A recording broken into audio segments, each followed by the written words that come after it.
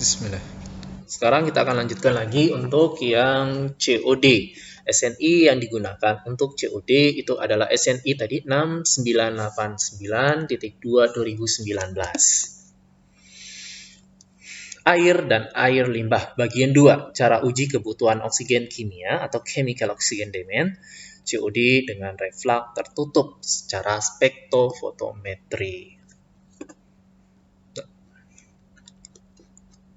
Nah, di sini ada, kalau kalian nanti buka untuk SNI-nya, di sini ada daftar isinya, dijelaskan ruang lingkupnya apa, istilah dan definisinya, lalu juga bagaimana sih cara mengujinya, terus pengendalian mutunya bagaimana, presisi dan bias dan rekomendasi. Di sini kita hanya akan membahas atau akan melihat bagaimana cara uji untuk COD. Untuk yang lanjutnya, kalian bisa baca sendiri, mandiri, untuk bagaimana cara pengendalian mutunya, presisi dan biasnya, lalu perhitungannya. Di sini juga ada. Halaman berapa? 5. Halaman 2. Oke, ini ya.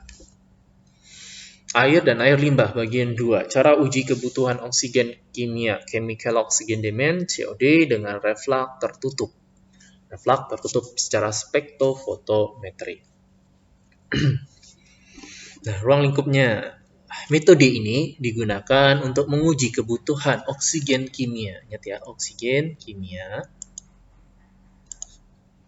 Kebutuhan oksigen kimia COD dalam air dan air limbah dengan reduksi Cr2O72-.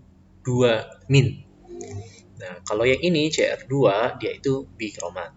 Secara spektrofotometri pada kisaran nilai COD 100 mg per liter sampai 900 mg per liter. Nah, dia itu hanya bisa membaca, nantinya untuk SNI ini hanya bisa membaca kadar COD-nya apa, kisaran 100 sampai 900. Kalau dia terlalu tinggi, maka tidak akan bisa terbaca. Lalu bagaimana untuk menganalisisnya? Diencerkan. Misalnya diencerkan 2 kali kah, diencerkan 3 kali kah, tergantung nanti limbahnya bagaimana. Pengukuran dilakukan pada panjang gelombang 600 nanometer dan nilai COD lebih kecil atau sama dengan 90 mg per liter. Pengukuran dilakukan pada panjang gelombang 420 nanometer. Ini panjang gelombangnya 420 nanometer. Kemarin kayaknya kalian sudah belajar di praktek instrumentasi untuk menggunakan UV ya, UV atau spektrofotometri. Nah, itu ada yang baru, alatnya ada yang lama. Kalau yang lama, yang di luar instrumen, itu menggunakan panjang gelombang. Kita atur dulu panjang gelombangnya. Kalau yang lama, alatnya. Kalau yang baru, itu bisa nggak diatur langsung, tapi langsung ditaruh, nanti akan terbaca. Metode ini digunakan untuk contoh uji dengan kadar klorida kurang dari 2000 mg per liter. Nah, dan juga diperhatikan ya, COD ini dia akan kebaca bila kadar kloridanya itu kurang dari 2000 mg per liter. Istilah dan definisi nanti kalian baca aja. Blind sample itu apa, chemical oxygen demand itu apa, kurva kalibrasi itu apa, larutan blanco atau air suling bebas organik, atau kita bahas di sini. Blind sample. Blind sample adalah larutan dengan kadar analit tertentu yang diperlukan untuk contoh uji. Ya, blind sample. Jadi blind sample itu adalah sampel yang ingin diuji. Kenapa disebut blind? Blind kan buta, sampel yang tidak tahu kadarnya berapa, itu maksudnya. Chemical oxygen demand, COD, jumlah oksidan Cr2O72- yang bereaksi dengan contoh uji, dinyatakan sebagai miligram O2. Nah, tadi kan sama. Kalau tadi gram O2, kalau ini miligram O2 untuk tiap 1000 ml contoh uji. Jadi yang digunakan adalah 1 liter contoh ujinya. Kurva kalibrasi. Kurva yang dinyatakan hubungan kadar larutan kerja dengan hasil pembacaan absorbansi yang merupakan garis lurus. Ya. Ini kurva kalibrasi, Bapak harap kalian udah belajar di kimia analis untuk bagaimana cara membuat kurva kalibrasi menggunakan untuk membaca absorbansinya. Bila lupa bisa dibalik lagi atau diulang lagi materi kimia analisnya. Larutan blanko atau air suling bebas organik. Udah ngerti ya, larutan blanko berarti larutan yang bebas senyawa organik. Ya, air suling yang tidak mengandung senyawa organik atau bisa dibilang aqueous lah, air aqueous. Untuk apa ini? Ini untuk nanti pembanding atau apa ya? Ya untuk pembanding antara air bersih yang tidak ada senyawa organiknya dengan yang ini blind sample-nya. Larutan induk, larutan baku kimia yang dibuat dengan kadar tinggi dan akan digunakan untuk membuat larutan baku dengan kadar yang lebih rendah. Ya, jadi larutan induk, sini ya, larutan induk, larutan baku. Jadi larutan induk itu adalah bahan kimia yang dibuat untuk dengan kadar yang tinggi atau konsentrasi yang nanti digunakan untuk membuat larutan baku dengan kadar yang lebih rendah. Larutan baku apa? Larutan induk yang diencerkan dengan air suling bebas organik sampai kadar tertentu. Larutan induk itu misalnya seperti ini. HCl dengan konsentrasi 5 molar. Lalu larutan baku itu HCl dengan konsentrasi 1 molar. Nah, gitu. Di larutan induk itu konsentrasinya tinggi, larutan baku itu pengenceran dari larutan induk. Larutan kerja. Larutan kerja atau larutan baku yang diencerkan dengan air suling bebas organik digunakan untuk membuat kurva kalibrasi. Oke. Beda ya, larutan baku itu larutan yang dibuat untuk nanti digunakan pada pada blind sample. Sedangkan larutan kerja itu larutan yang digunakan untuk membuat kurva kalibrasi. Spike metric itu adalah contoh uji yang diperkaya dengan larutan baku dengan kadar tertentu. Ya, spike metric contoh uji misalnya nanti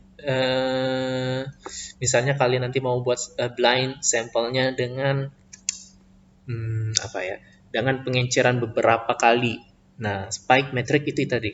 Misalnya untuk yang limbahnya, sampel pertama kalian encerkan 1 kali, sampel kedua 2 kali pengenceran, sampel ketiga 3 kali. Jumlah dari sampel itu disebut dengan spike metric. Contoh uji yang diperkaya dengan larutan baku dengan kadar tertentu. Nah, lalu cara ujinya bagaimana? Prinsipnya, senyawa organik dan anorganik, terutama organik dalam contoh uji dioksidasi oleh tadi kalium bikromat, Cr2O7O2- dengan reflux tertutup menghasilkan Cr3+. Jumlah oksidan yang dibutuhkan dinyatakan dalam ekuivalen oksigen O2 mg per liter. Diukur secara spektrofotometrik sinar tampak. Larutan bikromat tadi, bikromat yang kuat mengabsorpsi pada panjang gelombang 420. Jadi dia itu menyerap panjang gelombangnya pada panjang 420 nanometer. Dan Cr3+ kuat mengabsorpsi pada panjang gelombang 600 nanometer. Jadi beda ya antara bikromat dengan Cr3+. Contoh nilai COD. Untuk nilai COD 100 mg per liter sampai dengan 900 mg per liter, kenaikan Cr3+-nya, kromnya, ditentukan pada panjang gelombang 600 nanometer. Pada contoh uji dengan nilai COD yang lebih tinggi, dilakukan pengenceran terlebih dahulu nih tadi kan. Kalau dia tidak terbaca, berarti dia kadar blind sample-nya itu terlalu tinggi. Atau konsentrasi konsentrasi organiknya terlalu tinggi, maka dilakukan pengenceran terlebih dahulu. untuk nilai COD lebih kecil atau sama dengan 90 mg per liter, penurunan konsentrasi Cr2O7 kromatnya ditentukan pada panjang gelombang 420 nanometer. Nah, kalau dia lebih kurang dari 100 tadi, maka ditentukannya dengan panjang gelombang 420 nanometer.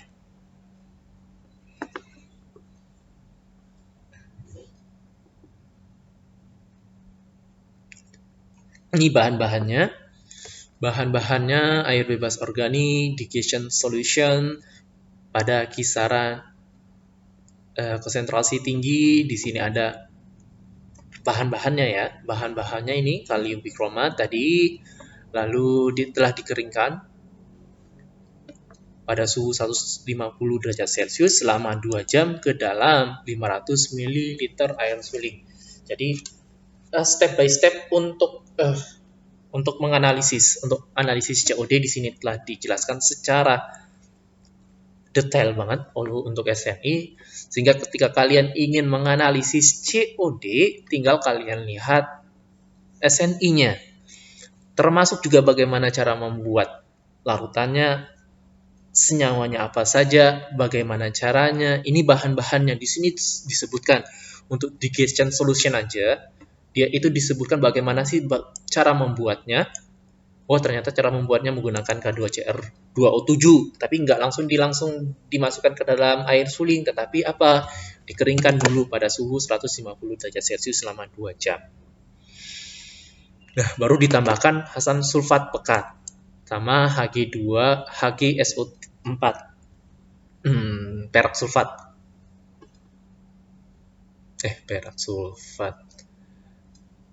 Hg ini raksa ya. Nah, larutan dan digunakan pada suhu ruang dan encerkan pada sampai 1000 ml.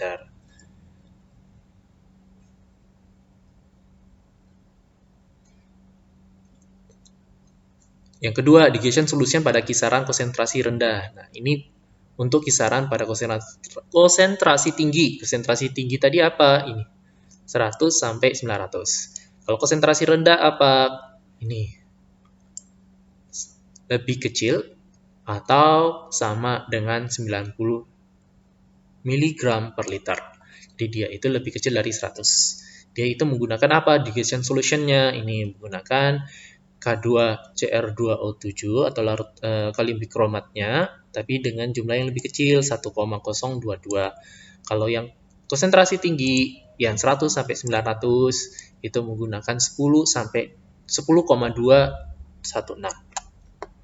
Perlakuannya sama, dikeringkan dulu pada suhu 150 derajat Celcius selama 2 jam ke dalam 500 ml air suling, lalu ditambahkan asam sulfat, lalu ditambahkan juga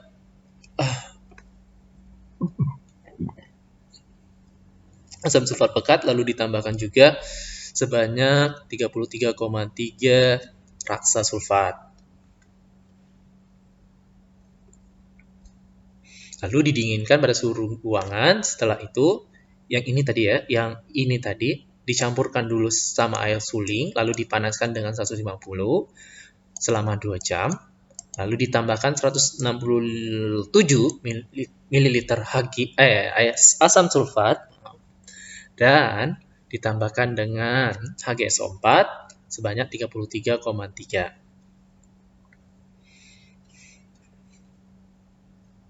Lalu setelah itu baru ditambahkan dengan air sampai 1 liter untuk digestion solution-nya. Nah, larutan pereaksi asam sulfat yang ke berapa ini? 4, larutan pereaksi asam sulfat. Nah, cara membuat pelarutan pereaksi asam sulfat beda ya. Asam sulfat dengan larutan pereaksi asam sulfat. Bedanya di mana? Ada penambahan. Kalau di sini asam sulfat murni, kalau di sini ada penambahan ini, Hg2SO4 atau perak sulfat. Larutan 10,12 gram serbu atau kristal perak sulfat itu ditambahkan ke dalam 1 liter asam sulfat pekat. Aduk hingga larut. Nah, catatan proses pelarutan Ag2SO4 dalam asam sulfat dibutuhkan waktu pengadukan selama 2 hari. Jadi 2 hari untuk pengadukannya, jadi bukan sebentar untuk membuat larutan reaksi asam sulfat. Sehingga digunakan magnetit stirrer untuk mempercepat pelarutan reaksi. Oke. Jadi magnetit stirrernya dihidupkan terus selama 2 hari. Yang kelima, asam sulfamat NH2SO3H digunakan jika ada gangguan nitrit. Nah, ini kalau bila ada gangguan nitrit atau kita mengetahui bahwa air limbahnya ini ada nitrit, maka menggunakan asam sulfamat. Nah, cara membuatnya bagaimana untuk asam sulfamat? Itu tambahkan 10 mg asam sulfamat untuk setiap miligram NO2N yang ada dalam contoh uji. Oke, jadi dia itu tambahkan 10 mg. Selanjutnya, yang nomor 6, larutan baku kalium hidrogen ftalat. Itu banyak ya, HOOCC6, H4COOK, atau disingkat dengan KHP. KHP atau kalium hidrogen ftalat itu bila COD-nya itu sama dengan 500 mg O2 per liter. Cara membuatnya, larutan baku kalium hidrogen ftalat itu adalah gurus perlahan-lahan KHP, lalu keringkan sampai berat konstan pada suhu 110 derajat Celcius. Jadi keringkannya perlahan-lahan sampai kita tahu beratnya konstan. Larutkan 425 mg KHP ke dalam air bebas organik dan tepatkan sampai 1 liter.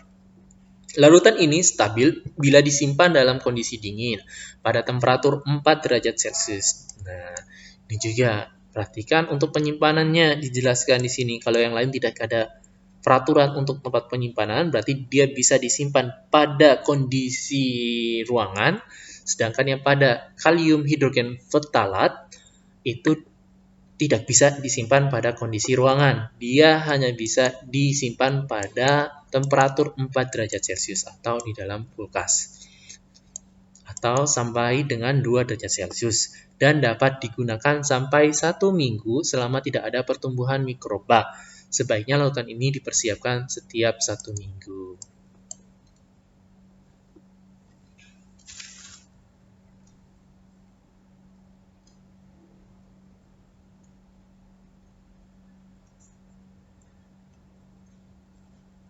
Bentar ya.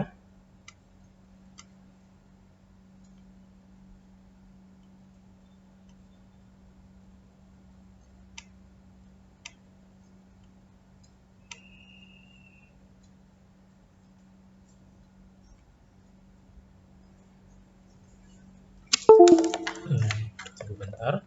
Ada yang tidak.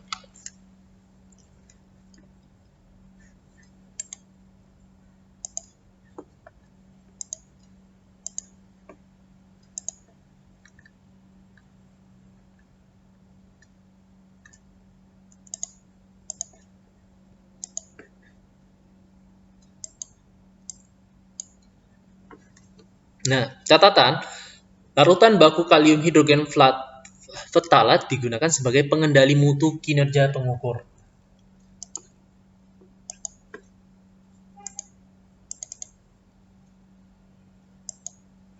Jadi, larutan baku kalium hidrogen ftalat itu digunakan hanya sebagai pengendali mutu kinerja pengukurnya.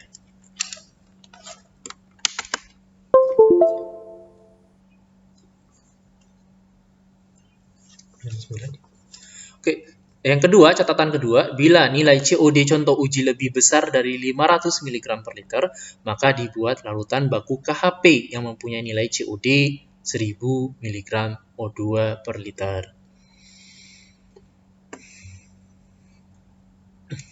Ini tadi, kalau yang kalium hidrogen ftalat itu digunakan untuk kendali mutu. Kalau dia lebih besar dari 500, maka dibuat larutan nih KHP tadi.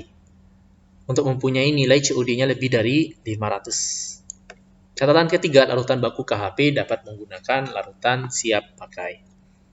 Nah, peralatannya juga di sini sudah disebutkan apa aja. Yang pertama, spektrofotometer senar tampak, cuvette, digestion vessel, terus juga pemanas, dan lubang-lubang penyangga tabung. Yang selanjutnya, jangan menggunakan oven. Ya, nih, jangan menggunakan oven pada pemanasnya tadi. Tadi kan pemanasnya 150 ya. Dan di sini disebutkan jangan menggunakan oven.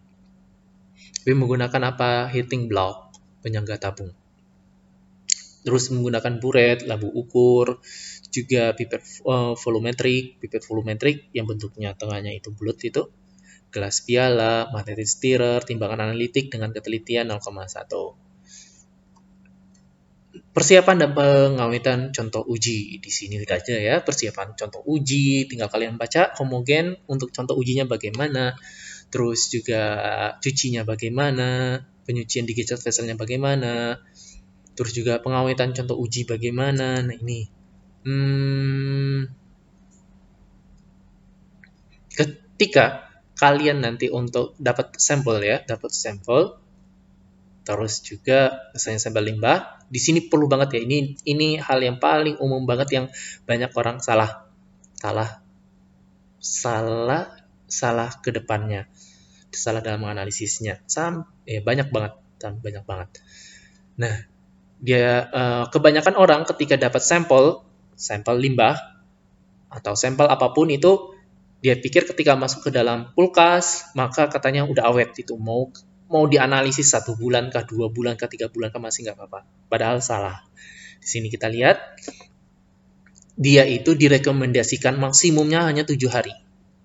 Jadi apapun itu limbah direkomendasikan 7 hari. Dan ada penambahan asam sulfat. Jangan nggak ditambahin asam sulfat. Nah, asam sulfatnya hingga pH-nya 2. Nah, ingat ya, ini yang sering salah.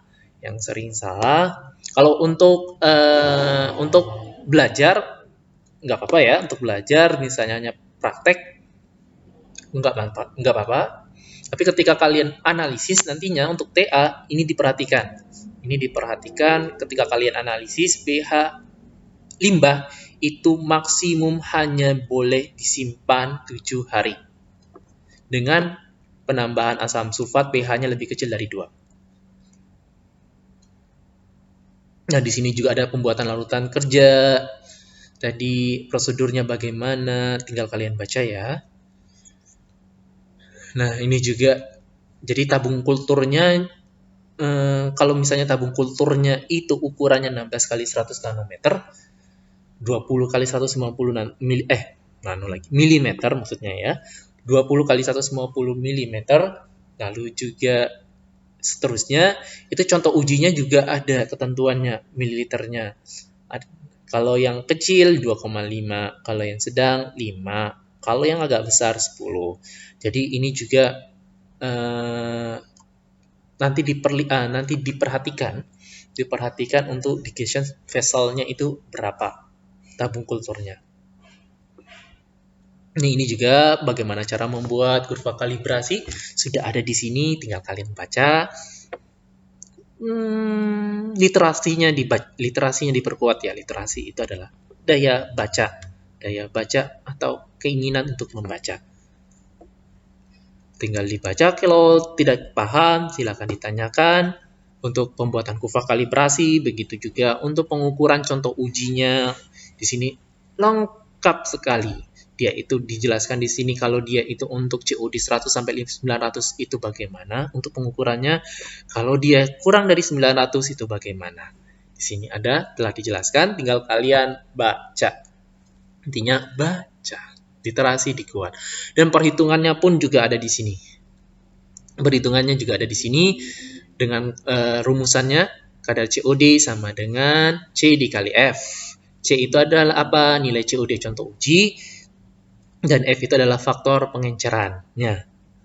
Kalau pengenceran digunakan buat apa? Kalau tadi COD-nya lebih dari 900 mg oksigen per liter. Nah, untuk contoh perhitungannya, insya Allah nanti tahun depan lagi. Insya Allah minggu depan Bapak akan berikan untuk perhitungan nilai COD-nya, perhitungan COD-nya. Kayak BUD kemarin sudah, ini minggu depan akan Bapak buat untuk perhitungan COD. Simpel banget kan COD? BUD juga kemarin simpel. Nanti untuk cara perhitungannya bagaimana? Nanti akan Bapak berikan contohnya minggu depan. Ini juga untuk persen RPD juga diberikan di sini. Rumusnya RPD itu apa? Perbedaan persen relatif atau relative percent difference. Nah, itu bagaimana perhitungannya ini dijelaskan. Juga soal nanti minggu depan kalau akan Bapak buatkan contohnya untuk yang I, begitu yang G juga persen R atau persen recovery itu bagaimana, ini juga ada, tinggal kalian baca, perhatikan, hafalkan, dan diterapkan.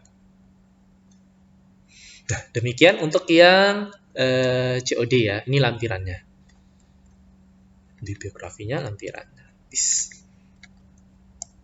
Nah, tinggal yang kalian baca adalah bagaimana cara membuat kurva, kalibrasi, pengukuran contoh ujinya. Cuman itu ya, gampang banget. Lalu perhitungannya, hafalkan perhitungannya. Di sini ada 3 tadi ya, perhitungan nilai COD-nya, perhitungan persen RPD-nya, juga persen R-nya. Ya, hafalkan. Nanti minggu depan kita akan coba, atau akan Bapak buatkan contoh soalnya untuk perhitungan ini. Demikian untuk yang SNI COD. Untuk pertemuan ini kita sini aja dulu. Untuk selanjutnya yang TOC, SNI TOC, ini juga ada SNI-nya. Nanti akan Bapak berikan minggu depan atau akan Bapak jelaskan minggu depan soal diskusi yang BOD sama perhitungannya, insya Allah.